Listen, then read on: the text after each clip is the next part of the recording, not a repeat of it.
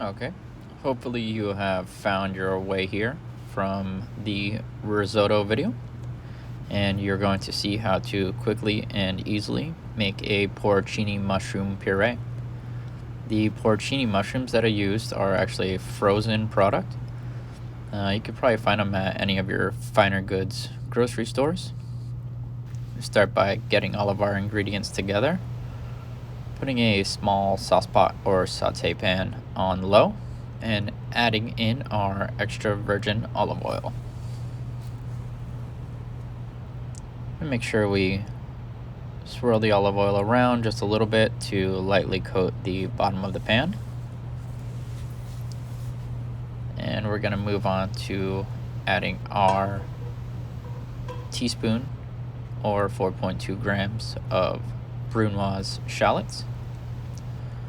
Brunoise basically just means a very fine dice. And stay tuned for tomorrow. I will be doing a video on how to Brunoise a shallot.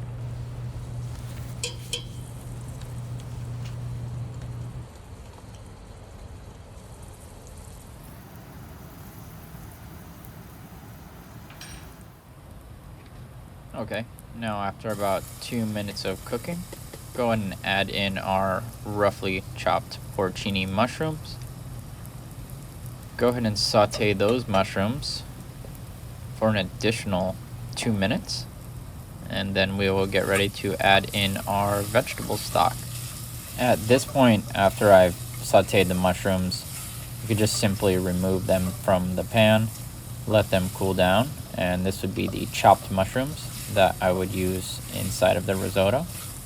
But since I already have those and we're going to make the puree, we're going to go ahead and continue cooking and get ready to add in our vegetable stock momentarily.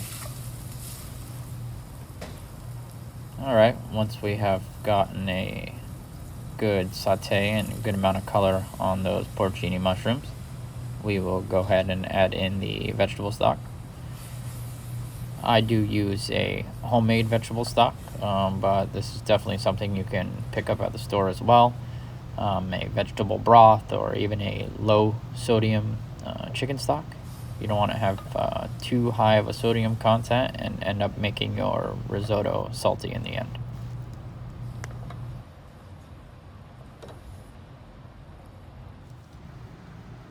Okay, once we have been braising the mushrooms for about 5 minutes, we bring the stock up to a boil, and we'll remove the pan and bring it over to our blender.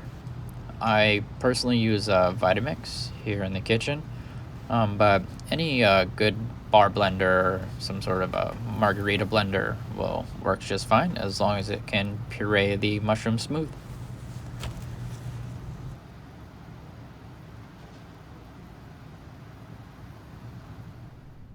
Now, carefully transfer the mushrooms and stock into your blender and get ready to blend smooth. Do notice in this recipe I used no salt, no pepper. That is because the purpose of this puree is solely to use inside of my porcini mushroom risotto. Next video we'll do a porcini mushroom puree where we season and use some herbs and different things. The reason why I don't add any salt is because the salt content on the risotto recipe is already where it needs to be, and I wouldn't want to add any extra salt into it and make our risotto salty. So once again, please like, subscribe, and check out my other videos. Thank you.